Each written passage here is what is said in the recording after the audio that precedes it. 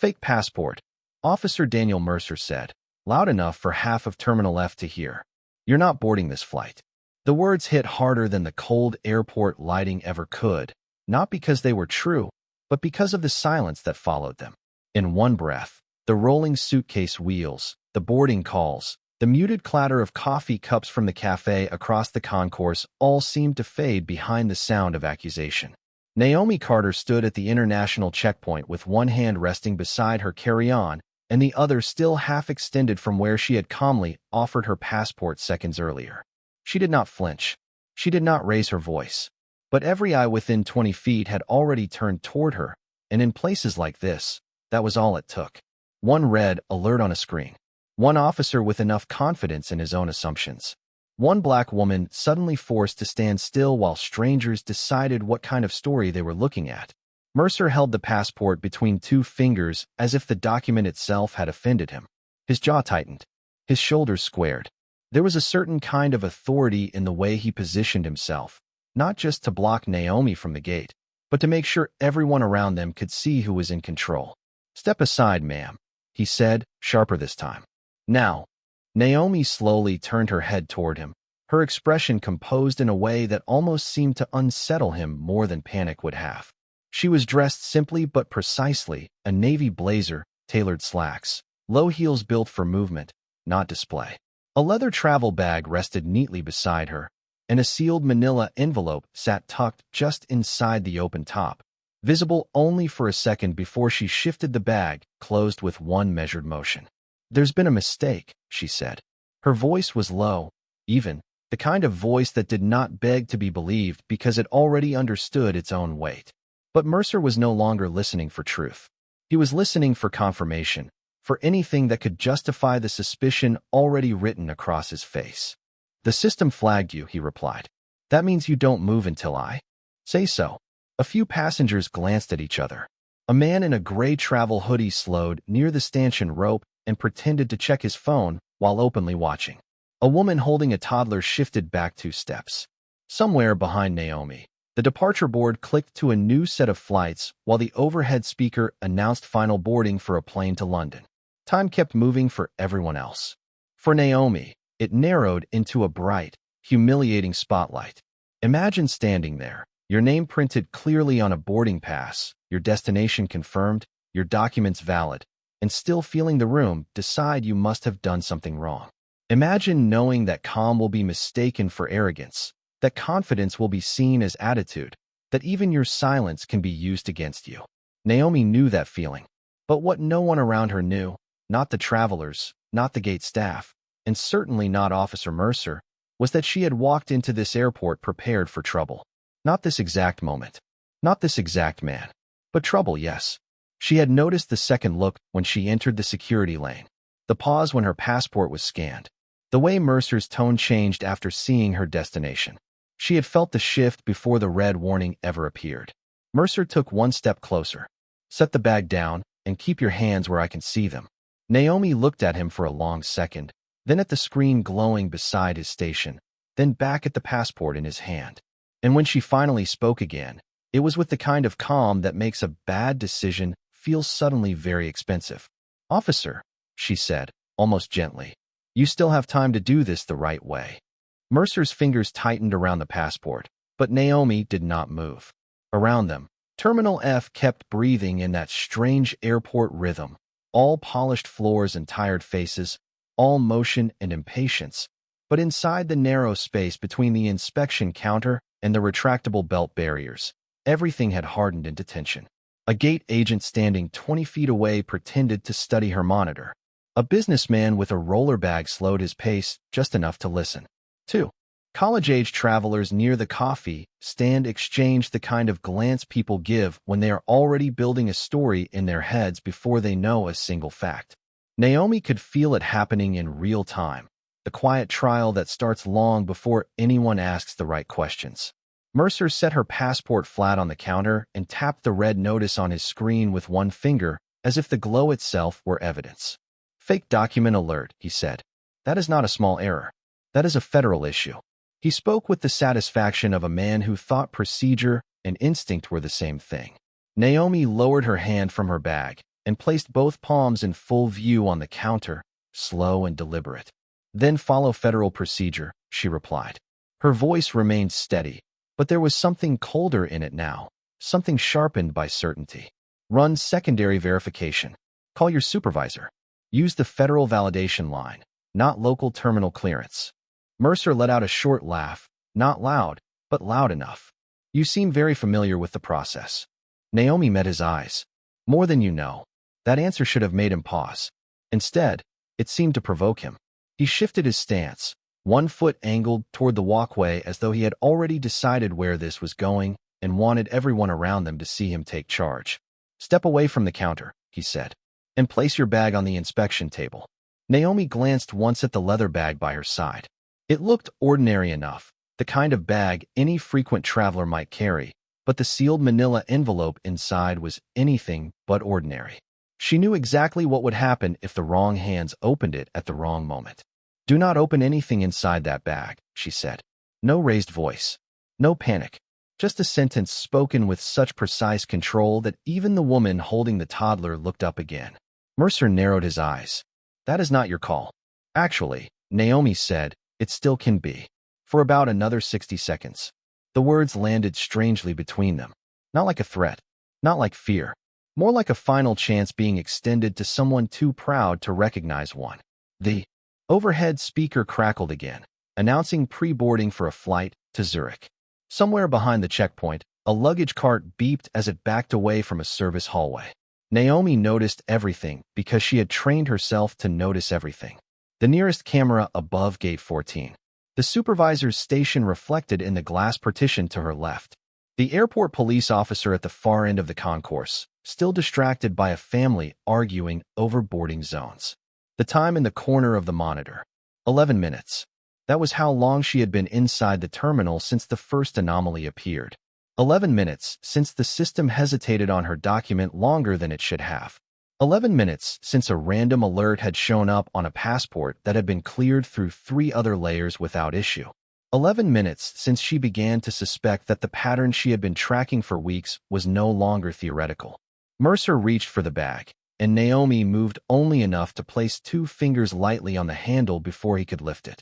The gesture was calm, almost elegant, but it stopped him. Call your supervisor, she said again. Now. By then, the atmosphere had shifted. People were no longer just curious. They were waiting to see whether this would become a scene, whether the officer would prove he was right, whether the woman in the navy blazer would finally crack under the pressure being pressed onto her from all sides. But Naomi Carter had not spent years learning how broken systems operate just to be shaken by one more public display of certainty. She looked past Mercer, through the moving crowd, toward the glass-walled office near the end of the checkpoint lane, and for the first time a faint change crossed her face. Not fear, not anger, but recognition. Someone was coming. And judging by the way Mercer kept talking instead of listening, he had no idea that the next voice he heard might change everything. The woman Naomi had spotted through the glass wall moved with the quick, focused stride of someone used to stepping into problems before they became disasters. Elena Brooks, the terminal security supervisor, crossed the polished floor with a tablet in one hand and an access badge clipped neatly to her charcoal blazer. She was in her early 40s, sharp-eyed, composed, and visibly irritated that her name had been dragged into a confrontation already drawing too much attention. The moment she reached the checkpoint, Mercer straightened, his voice gaining that practiced edge officers use when they want a superior to hear confidence instead of uncertainty. Supervisor Brooks, he said, gesturing toward Naomi and the counter. I have a traveler flagged for document fraud and noncompliance. I was just preparing to move her to secondary holding. Naomi did not speak immediately. She watched Elena the way a chess player watches a hand hover over the wrong piece. Elena's gaze moved first to Mercer, then to the passport on the counter, then finally to Naomi. For the briefest second, her expression changed. Not enough for the crowd to notice. Not enough for Mercer to read. But Naomi saw it. Recognition. Or at least the beginning of it. What exactly was the alert? Elena asked. Mercer turned the monitor slightly. Fake passport warning. High priority flag. Elena held out her hand. Let me see the document. Mercer hesitated for half a beat before passing it over. Naomi stayed perfectly still, her bag beside her, one hand resting near the handle without gripping it. The terminal lights reflected softly off the glass partition behind them, and somewhere overhead, another boarding announcement rolled through the concourse in that calm, indifferent airport voice that made everything sound routine, even when it was not. Elena opened the passport and scanned the identification page.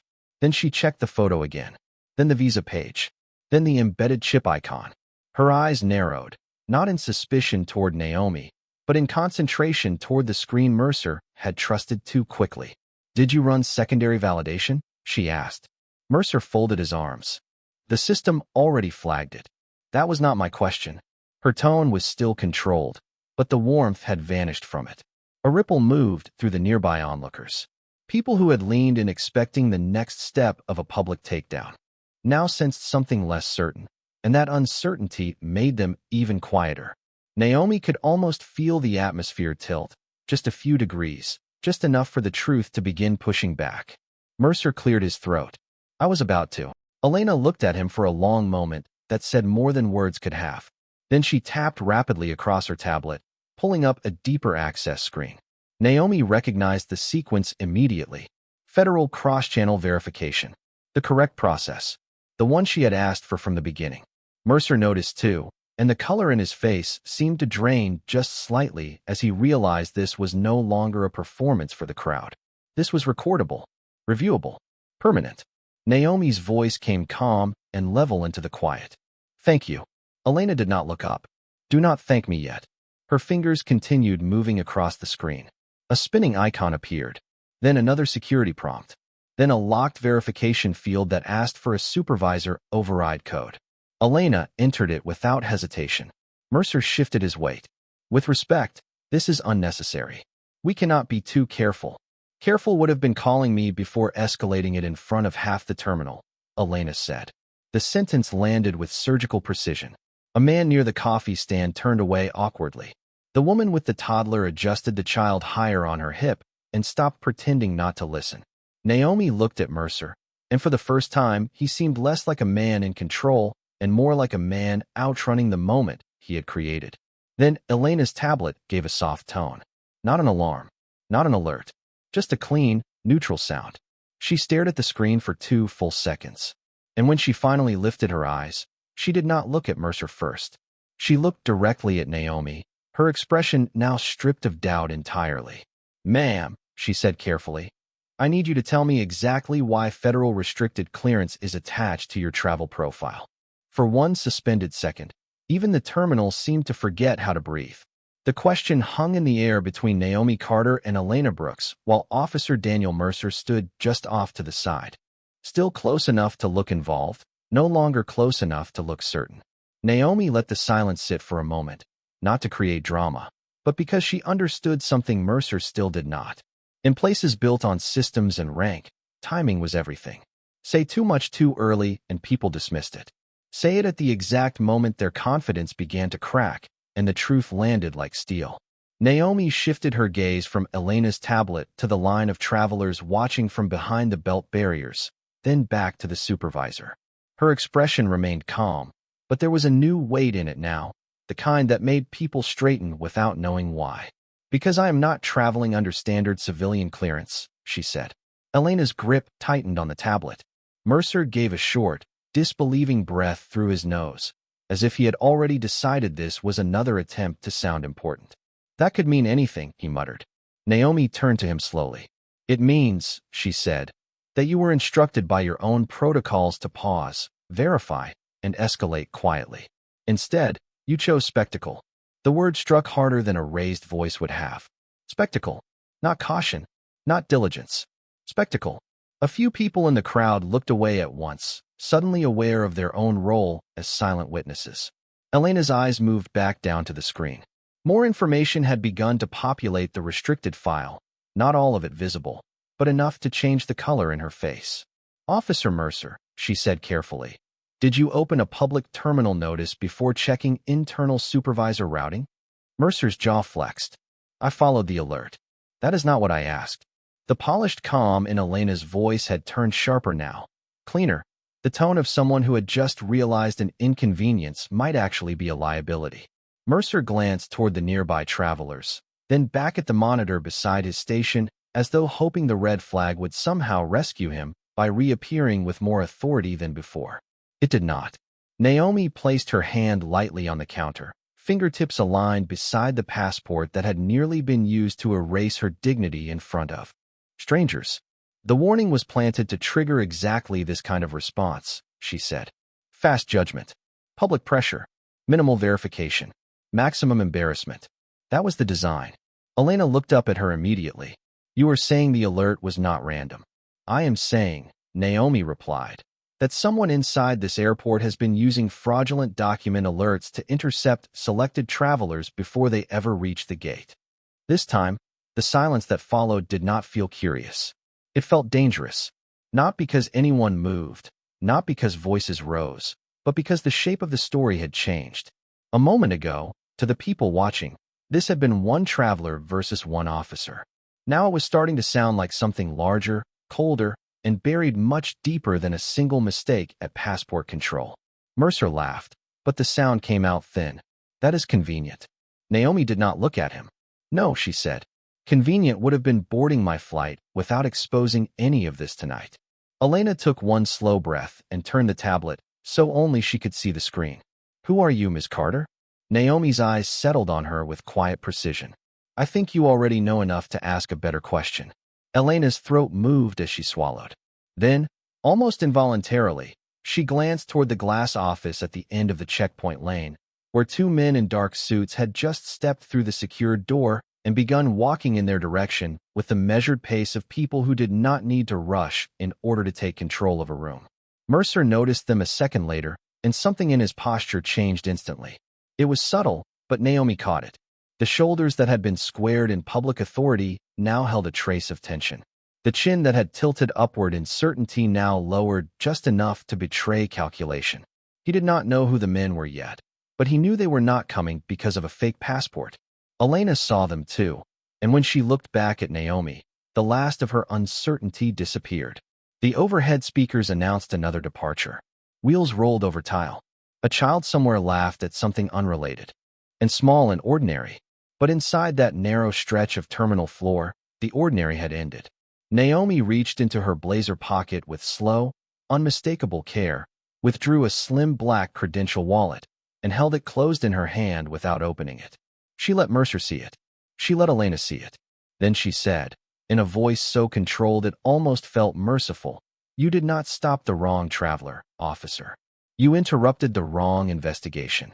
The two men in dark suits did not slow down as they crossed the terminal. They moved with the kind of quiet authority that did not need to announce itself, and somehow that made the space around Naomi feel even stiller. One was broad-shouldered, silver at the temples, with a navy overcoat folded over his left arm despite the warmth inside the building. The other was younger, carrying a slim tablet case and scanning the checkpoint with one quick, disciplined sweep of his eyes before settling on Naomi. Neither looked surprised to find her there. Officer Daniel Mercer, however, looked like a man trying not to understand something he had already begun to fear. Elena Brooks took one measured step back from the counter, her hand still wrapped around the tablet that had changed everything. Naomi did not move. She simply stood there with the closed credential wallet in one hand and her carry-on at her side, her posture as steady as it had been from the first accusation. But the emotional gravity of the moment had shifted completely now. Only minutes earlier, strangers had looked at her as if she were one alarm away from being erased by procedure. Now the same people were watching her as if they were suddenly seeing a shape behind the outline they had misjudged. The older of the two men stopped beside Elena and gave her a brief nod before turning directly to Naomi. "Ms. Carter," he said, his tone respectful, almost formal, "I apologize for the delay." Mercer blinked. Just once. But that was enough. Enough to reveal that the name had landed where certainty used to live. Naomi inclined her head slightly. "You got here before they opened the file?" she said. "Barely." The younger man stepped closer and held out his hand. Naomi gave him the sealed manila envelope from her bag without hesitation. He took it carefully, as if both of them understood that what it contained mattered far beyond this terminal floor. Mercer looked from the envelope to Naomi, then to the men, his confusion curdling into something closer to dread. "Who exactly are you people?" he asked, trying to sound demanding, but the question came out with less force than he intended. The older man turned to him with the controlled expression of someone who had answered too many careless questions in his career to waste emotion on one more. "Deputy Director Marcus Hale," he said. "Federal Aviation Integrity Task Group." He let the title sit there for a beat before continuing. "And the woman you just detained in public is Senior Investigator Naomi Carter, the lead officer assigned to an active inquiry involving manipulated watch list alerts, internal routing abuse, and selective traveler targeting at this airport." No one around them spoke. Even the nearby gate agent, who had been pretending to work through the entire scene, now stood openly frozen behind her screen. Mercer's mouth opened, then closed. "That is not possible," he said, though he sounded less like a man challenging the truth and more like a man praying it would rearrange itself if he kept resisting it. Naomi looked at him then, not with triumph, not with anger, but with the kind of quiet clarity that can make a person feel smaller than any public reprimand ever could. "You were never supposed to notice me tonight," she said. That was the point. Elena's eyes widened slightly as pieces began locking into place. "The red alert," she said. "It was used as bait." Naomi nodded once. "For 3 weeks we have been tracking a pattern. Certain travelers were being flagged with document warnings that did not survive deeper verification. The targets were not random. They shared routes, demographics, and timing, enough to suggest someone inside the system knew exactly who would be easiest to humiliate, easiest to delay, and least likely to be defended in real time." Her gaze moved briefly over the people still standing nearby, over the strangers who had watched the entire thing unfold without stepping in, without asking one careful question. That pattern narrowed here. Mercer looked like he wanted to interrupt, but Marcus Hale spoke first. "Your actions are now part of the federal record, officer." The sentence was calm, but it landed like a door closing. "From this point forward, do not touch the station terminal, do not access your credentials, and do not contact anyone regarding this incident." The younger agent had already opened the tablet case and begun documenting the checkpoint area, the screen Mercer used, the visible log time, the angle of the camera above the lane. What had started as a false accusation was now being absorbed into something larger and much less forgiving. Naomi drew a slow breath through her nose and looked toward the windows overlooking the tarmac, where dusk had started to settle in blue-gray layers beyond the runway lights. For a moment she seemed almost tired, not because she had been stopped, but because she had seen this pattern too many times before. The same assumption, the same public certainty, the same belief that power belonged naturally to the person doing the accusing. Then she turned back, and when she spoke again her voice was softer than anyone expected, which somehow made it echo deeper. "You saw a black woman traveling alone," she said to Mercer. "I saw a system testing whether it could still get away with choosing who gets treated like they belong." For the first time since the confrontation began, Officer Daniel Mercer had nothing to say. He stood beside the checkpoint counter with the stunned stillness of a man who had spent years trusting the sound of his own authority and had never imagined a moment when that sound would fail him. Around him, the terminal moved in softened fragments, a suitcase wheel rattling over tile, a boarding chime ringing in the distance, the low murmur of travelers trying to pretend they were no longer watching, even though every eye within view was still fixed on the scene. Deputy Director Marcus Hale accepted the younger agent's tablet and reviewed the first entries with quick, practiced focus. "Pull the station log from 12 minutes before the flag," he said. "Cross-reference with manual routing edits and local override history." The younger agent nodded and stepped to the monitor Mercer had used earlier, entering a restricted access command that immediately locked the screen under federal review. That small action seemed to change the air even more. What had once been Mercer's workspace was now evidence. Elena Brooks exhaled slowly, as though she were only now allowing herself to understand the scale of what had unfolded in front of her. "How long has this been happening?" she asked, her voice quieter than before. Naomi Carter looked at the terminal windows, where runway lights had begun to glow against the deepening blue outside. "Long enough for people to call it coincidence," she said. "Long enough for innocent travelers to miss flights, lose connections, get pulled into back rooms, and walk away thinking they were powerless to challenge it. Long enough for the pattern to hide behind routine." She turned back toward Elena. What makes a system dangerous is not only what it does when it is honest. It is what it lets certain people do when no one is watching carefully. Mercer swallowed and finally found his voice, though it sounded thin now, roughened by the pressure of too many consequences arriving at once.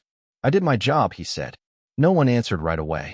The silence that met him was not confusion. It was judgment. Naomi stepped closer to the counter, not in aggression, not in triumph, but with the steady presence of someone finished being reduced by another person's assumptions. No, she said. You performed certainty before you earned it. There is a difference. Mercer looked away first. That, more than anything else, seemed to settle the truth for the people watching. The woman with the toddler lowered her eyes. The businessman near the rope barrier suddenly found his phone screen very important. A gate agent at the far lane pressed her lips together and stared at the floor.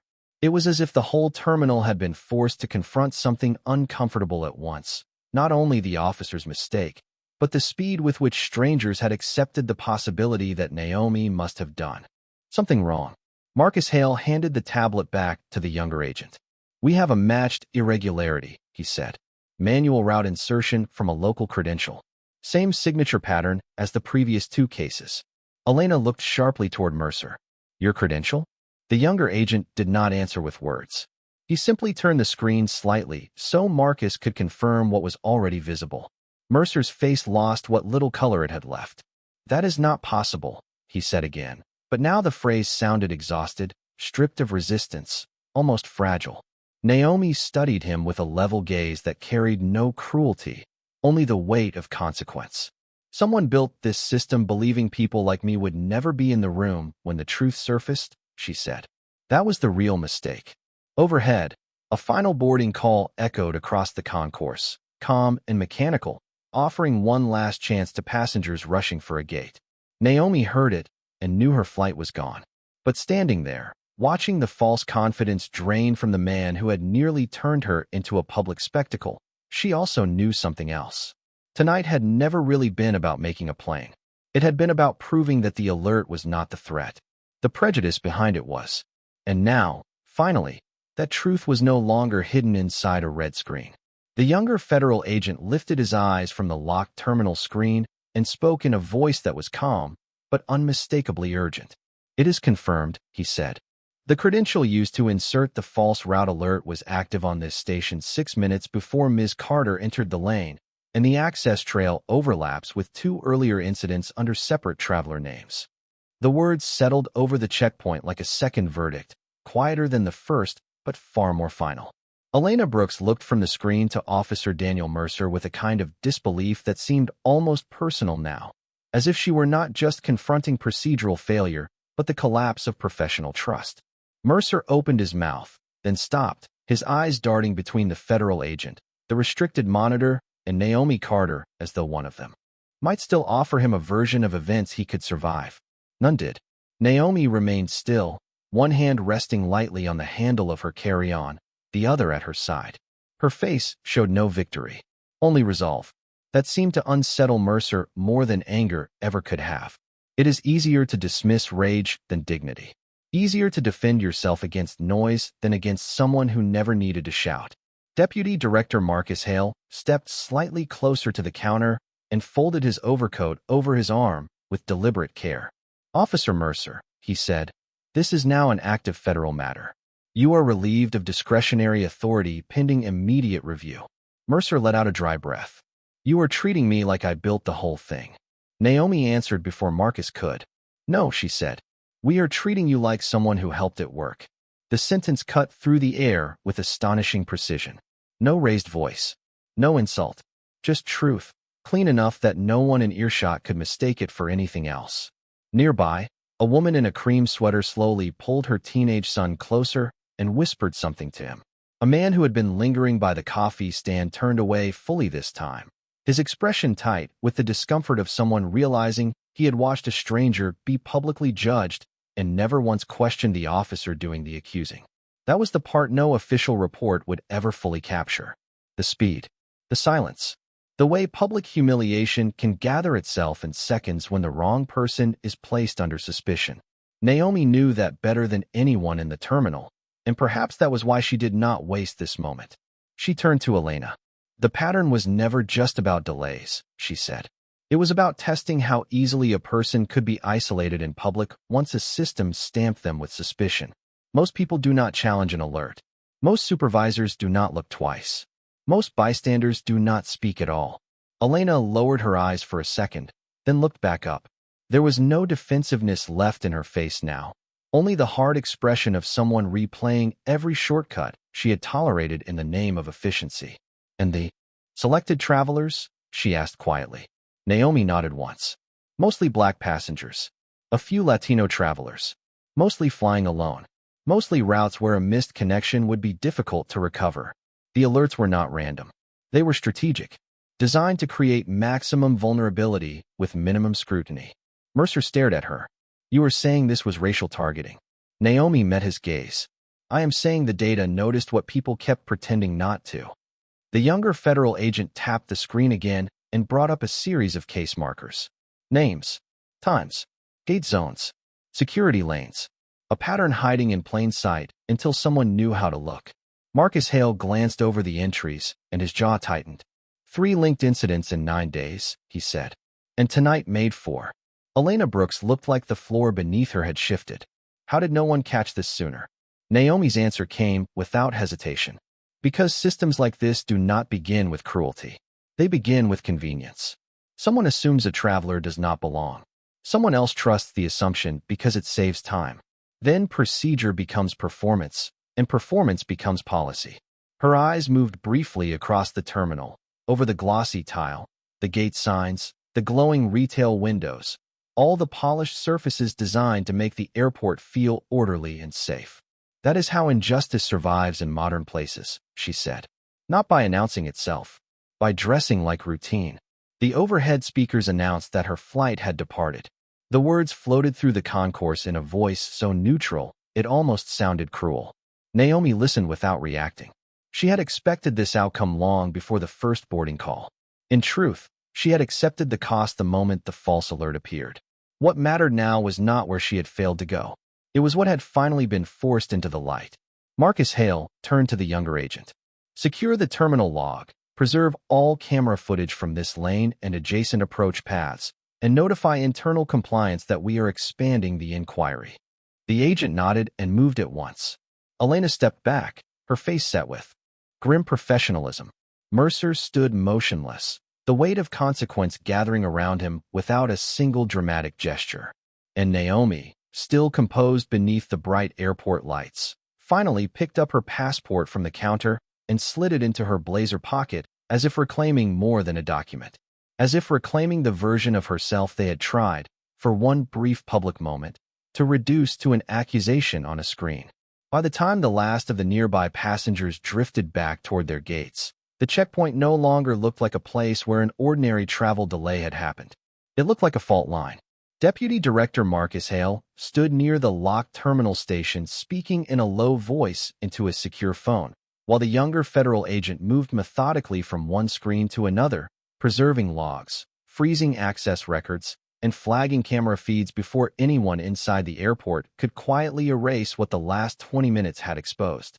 Elena Brooks remained at the counter, posture straight, expression tight, no longer a supervisor trying to manage a scene, but a professional confronting the possibility that the system under her watch had been compromised in ways that reached far beyond one officer and one false alert. Naomi Carter watched it all with the stillness of someone who had trained herself not to confuse noise with progress. She knew how often people mistook exposure for justice. Exposure was only the first crack. Justice required follow-through. Mercer had not moved much, but the posture that once made him seem commanding had collapsed into something smaller now, less like authority and more like a man waiting for his future to be explained to him by other people. He looked toward Elena once, perhaps expecting some version of loyalty, some procedural cushioning, some familiar instinct to protect the badge before the truth. He did not find it. Elena's voice, when it came, was clipped and formal. Your terminal privileges are suspended effective immediately, she said. You will surrender your active access card and remain available for federal interview. Mercer stared at her. You are not even going to ask whether someone else used my credentials. The younger agent answered without looking up from the screen. We already checked for remote duplication. The access came from this station, under live proximity authentication, while your badge was present and your station camera showed no secondary operator. He tapped once more, and the terminal displayed a timeline. There were also manual edits to traveler routing in 2 previous incidents made during your logged shifts. The words did not need force.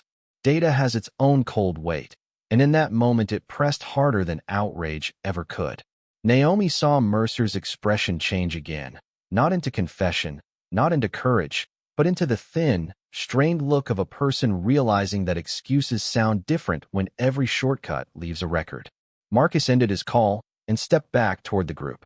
Internal compliance is dispatching a full review team, he said. We are expanding the inquiry to include local alert routing, discretionary stop patterns, and supervisory bypass failures. Elena nodded once, absorbing each phrase like a blow to her professional conscience. How many departments knew enough to stop this and did not? She asked. Naomi answered gently, and that gentleness somehow made the question hurt more. Sometimes no one has to know the whole scheme for harm to keep happening. One person writes the false trigger. Another trusts it too quickly. Another stays silent because the line is long and the terminal is busy and the traveler can always file a complaint later. She looked toward the departure board where flights continued changing in bright white letters against the dark screen, cities blinking in and out of sequence like lives moving on while certain people got held in place. That is how systems learn what they can get away with, she said. Not all at once. One unchecked choice at a time. A hush lingered over the lane. Even the airport seemed quieter there, as if the polished floor itself had absorbed what had happened. The woman with the toddler was gone now. The businessman had disappeared into the flow of travelers. The gawking strangers had returned to their own itineraries. But their absence did not erase what the moment had revealed. Public humiliation leaves no bruise anyone can photograph, yet it can still mark a person in ways a room full of witnesses rarely understands. Naomi knew that, and perhaps Marcus knew she knew it, because when he turned to her, his voice carried none of the bureaucratic distance it had before. Your flight is gone, he said. Naomi gave the smallest nod. I know. We can reroute you in the morning. She looked at the secured terminal, at Mercer standing beside the counter where he had tried to turn a false alert into a verdict, and then at Elena, who was already beginning the hard work of deciding whether she would defend the institution's image or help restore its integrity. That was never the mission, Naomi said. Then she lifted her bag, smooth and unhurried, and slid the strap over her shoulder.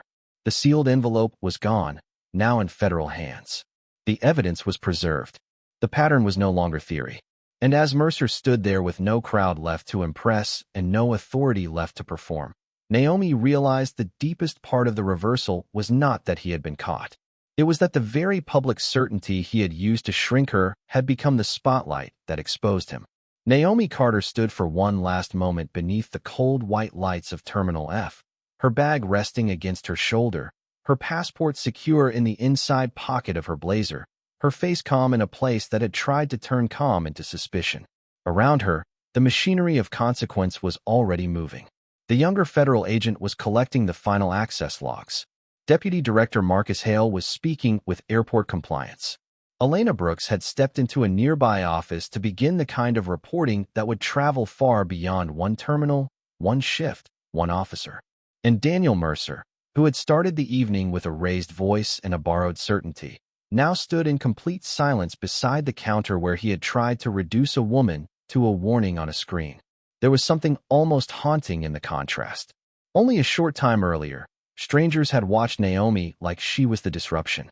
Now the same polished floor, the same checkpoint monitors, the same overhead announcements had become witnesses to a different truth. The disruption had never been her presence. It had been the bias waiting for an excuse to act official. Naomi turned slightly toward the terminal windows, where the runway lights stretched into the dark like thin silver lines, each one carrying people toward somewhere else, each one reminding her that movement is often mistaken for freedom. But real freedom, she knew, was not simply the ability to board a flight. It was the right to move through the world without being forced to prove, again and again, that you belong in places other people enter unquestioned. She had spent too much of her life watching institutions fail that simple test. Courthouses, offices, airports, clean buildings with polished language and broken instincts hidden underneath. Marcus approached her after finishing the last call, his expression respectful, quieter now that the urgency had passed and the meaning of the moment had settled in. "A car will take you to the hotel," he said. "We will brief again at 7:30 in the morning." Naomi nodded once. "And the travelers from the earlier cases?" Marcus looked back toward the secured terminal. "We are reopening all of them." That answer seemed to land somewhere deep inside her.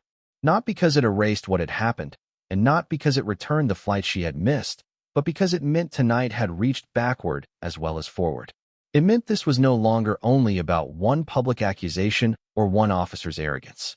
It was about people who had been delayed, embarrassed, isolated, and then left to carry the shame of an error that was never theirs. People who had gone home replaying those moments in their heads, wondering whether anyone would ever care enough to look twice. Naomi cared. That was why she had walked into the terminal knowing exactly what kind of risk came with being the person who refuses to look away. Elena Brooks returned from the office a minute later with a face that looked older than it had half an hour earlier. Not weaker, just changed. "Miss Carter," she said, stopping a few feet away. "I should have stepped in sooner." Naomi studied her for a moment, hearing not a performance, not a line rehearsed for liability, but the strained honesty of someone confronting the cost of delay. "Sooner matters," Naomi said, "but so does what you do next." Elena gave a small, solemn nod. It was not redemption. Not yet. But it was the first real thing she had offered all night. Mercer never lifted his eyes. He stood there in the remains of his own authority. No crowd, no momentum, no red screen to hide behind. And in the end, that was the part Naomi would remember most. Not the accusation. Not the stares. Not even the moment the investigation was revealed. It was this. The silence after certainty collapses. The silence when a person who thought power belonged naturally to him realizes it was never power at all, only permission unchecked for too long. Naomi took one final look at the checkpoint, then started walking toward the exit doors with the same measured grace she had carried from the beginning. No rush, no anger, no need to make herself larger than the truth already was. Her heels moved softly across the tile, and the terminal flowed around her again as if nothing had happened, which was exactly how systems survive, by pretending the moment has passed once the witness walks away. But this moment had not passed. It had been documented, preserved, named, and somewhere behind her, in a locked terminal file, and in the minds of everyone who had watched too quietly, the real alert had finally been triggered. Not on her passport, on the people and patterns that had counted on her being dismissed. Naomi did not look back again. She did not need to. The truth was behind her now, doing what truth does when it is finally given room to breathe. It was moving through the system they thought would protect them. And as the automatic doors opened and the cool night air touched her face, one thought settled over the whole long evening with the weight of something larger than revenge and deeper than embarrassment. He thought he was stopping a suspicious traveler. But that night, the only thing exposed at that checkpoint was the lie he had been allowed to wear like authority.